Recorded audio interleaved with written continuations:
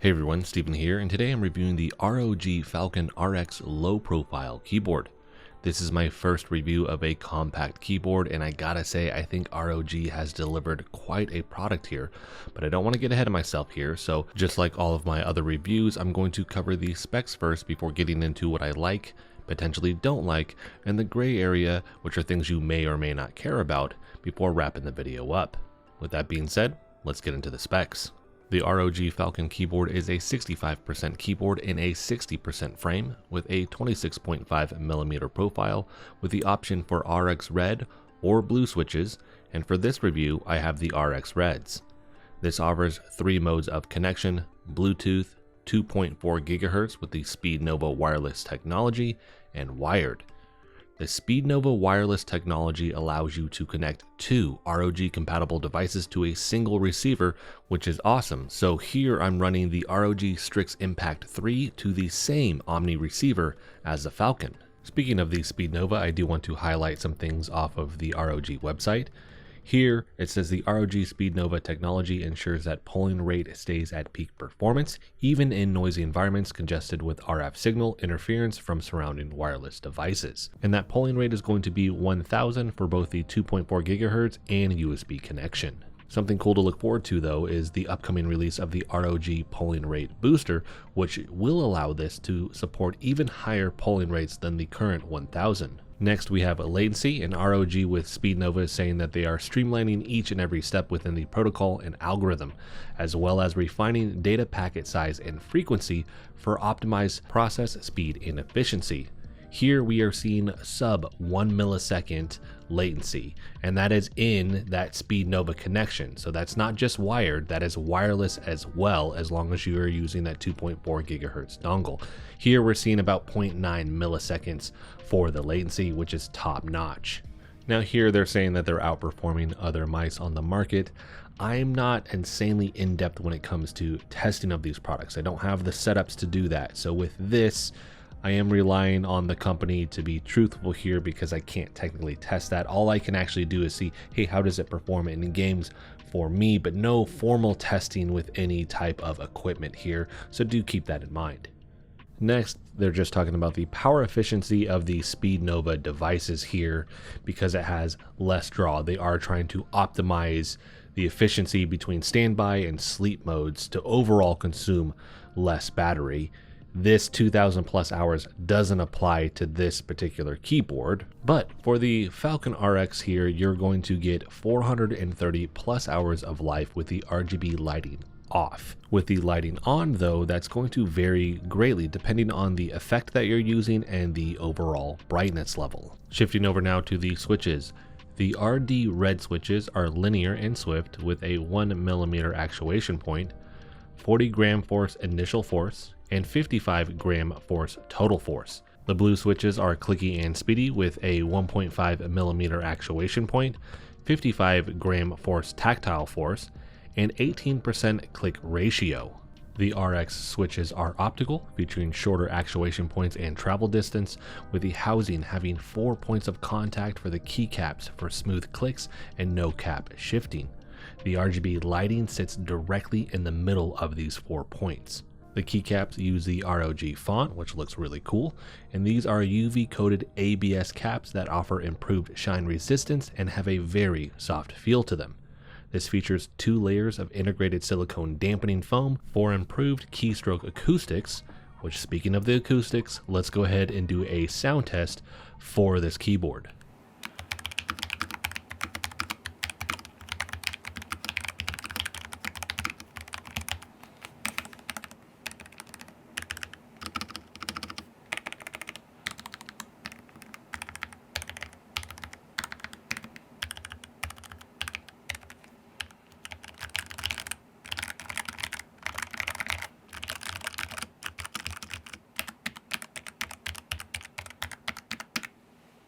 Shifting over now to the physical features of the keyboard, we're going to start on the upper right hand corner. Here you will find the slot for the USB dongle, a USB Type-C port for charging, a switch to toggle this between Mac or PC, and then a switch for the 3 modes of connection, which we have the 2.4 GHz connection, the wired, and Bluetooth. If this is running low on battery and you have this enabled in the Armoury Crate, the top will flash red. Once you plug this in, it will obviously illuminate back again, but I like the light bar up there showcasing to you that this needs to be recharged. Shifting over to the left-hand side, you have the multifunction button and then the touch sliding pad right there. This works in conjunction with the light bar up top, which let's go ahead and look at how this all works together. So here you're going to have volume, pause, play, lighting, and then essentially like a multi-function button within this that you can assign in the Armoury Crate software. This is assigned to essentially scroll a website up and down by default. Here, as you are using the scrolling section here, that touchpad, notice that the light illuminates and then goes away. You can also use this and tap it, and depending on what the function is there, for instance with the lighting, you can turn that on or off. One thing I have noticed is it's a little bit finicky. You have to hit it just right in this sweet spot, and there has to be enough contact and pressure for it to fully register. I've noticed that more so with the lighting than I did the other functions. Now with that touchpad, as you're sliding your finger across, I do like the light bar up there actually showcasing you that it is registering that you are inputting, hey, increase volume, decrease, whatever it may be. On the back towards the corners, you do have rubber, so this will not slide all over the place. And then you have two different feet settings. Shifting back to the front, you have all of your various function secondary keys here. I'm not going to cover all of these, but we have everything ranging from pairing this, your Bluetooth modes, battery check, print screen, adjusting the various lighting modes, pause, play, volume, all those things. But notice in the bottom left-hand corner, you have a macro function. So this is directly from the manual. This is all of the key combinations for these secondary functions.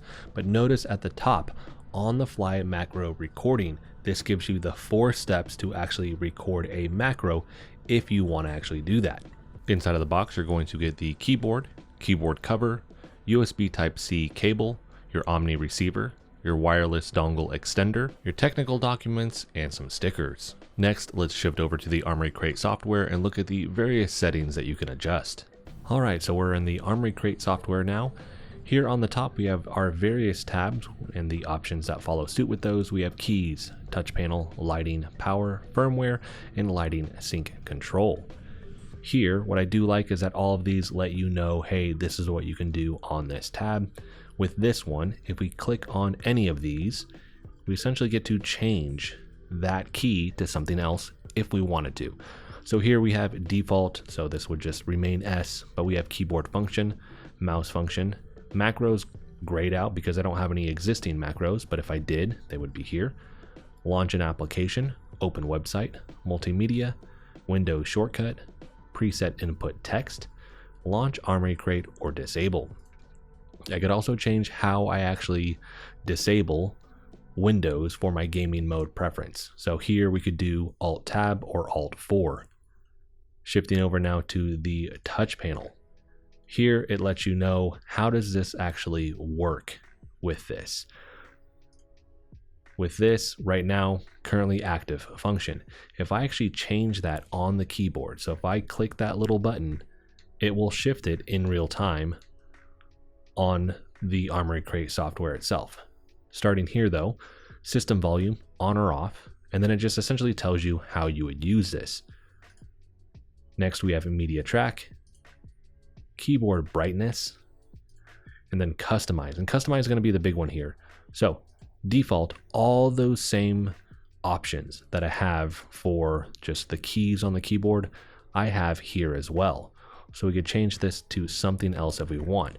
By default, it's a scroll wheel, right? So we can just use that to swipe on a page, but I could change this to something else if I wanted to within this, which is really cool. So we essentially could have 3 built-in different options within this. Each function, if I'm going to swipe, if I'm going to double tap, so this is swipe to the right, swipe to the left, could be something different. Very cool option here. So you take this one thing that is really just for scrolling a website and clicking on that, and now we have a ton of different options within it. Next we have a lighting here, on or off, right? And then we have static breathing, color cycle, reactive, rainbow, ripple, starry night, quicksand, current, and raindrop. Color pretty basic here. I have this at 50%. Let's bump it up to max. Breathing, single, double, random. Choose the colors, change the brightness, adjust the speed. I'm not going to cover every single thing in detail within this, but you have a ton of options when it comes to this. And any of these that are, maybe they're moving or something like that, it's actually going to give you more adjustments with speed on top of that, which is always great. Rainbow, change all the different colors, brightness, speed. What's the direction of this? Slim, normal, thick. So you can change that as well. And you do have some level of adjustments that you can make on the keyboard itself, obviously, but not to this same degree. Ripple.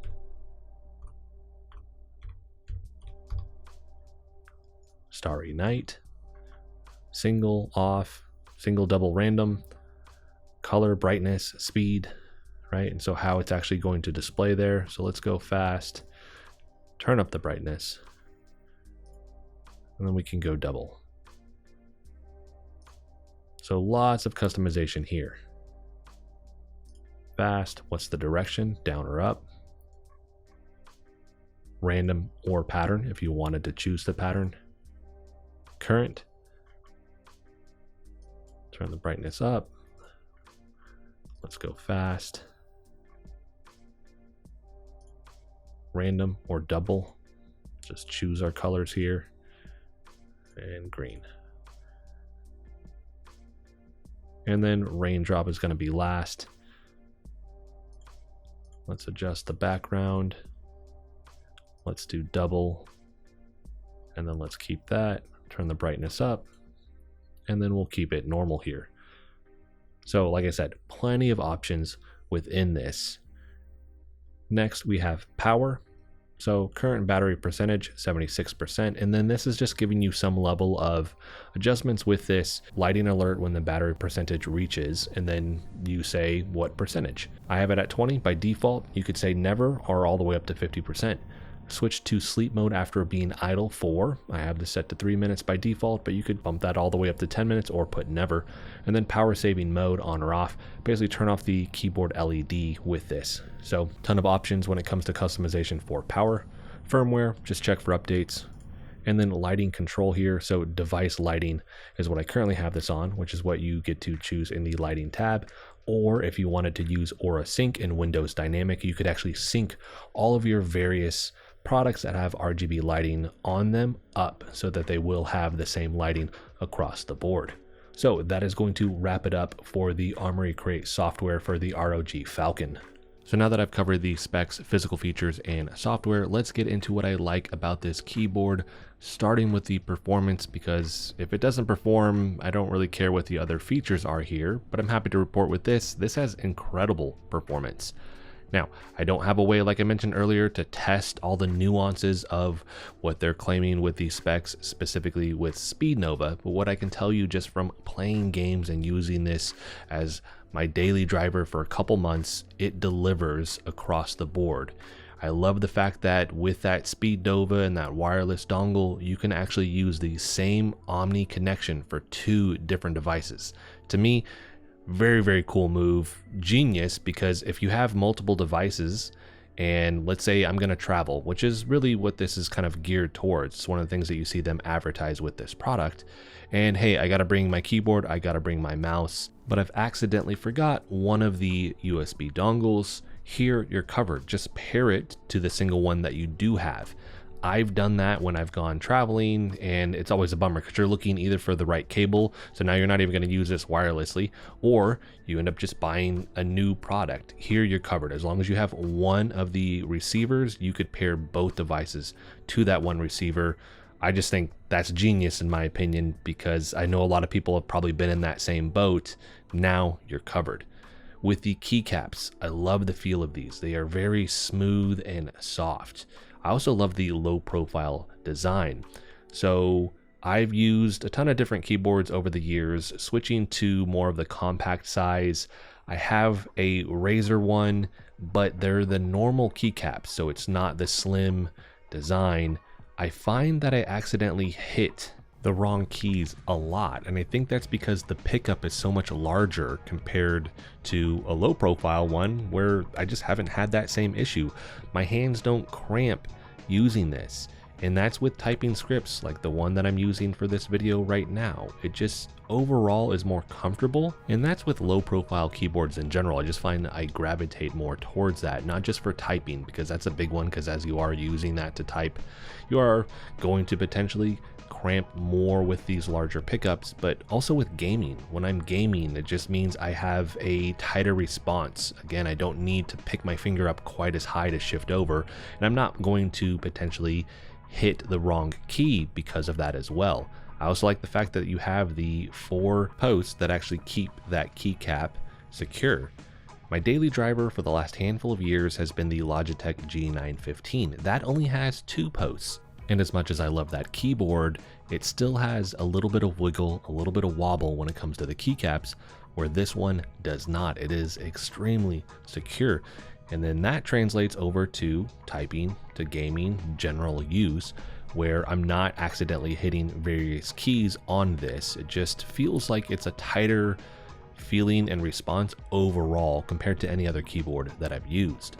And so making this a slim keyboard, one of the other upsides is it doesn't feel like a compact keyboard, even though it is. It feels like a regular keyboard to me because I'm not getting the hand cramping and those other things that I mentioned with this. So this, for me, I could use this as a daily driver.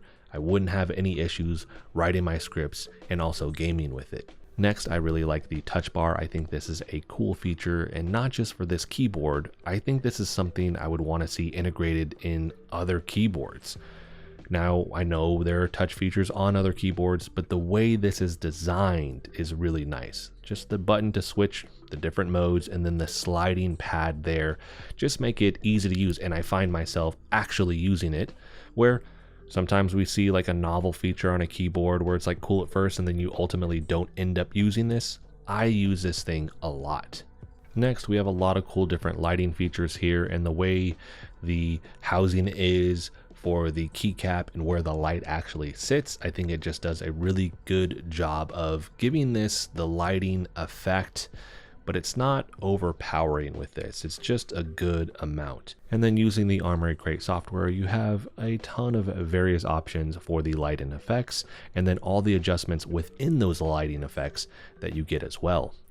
Last, I do like the fact that you have PC or Mac support.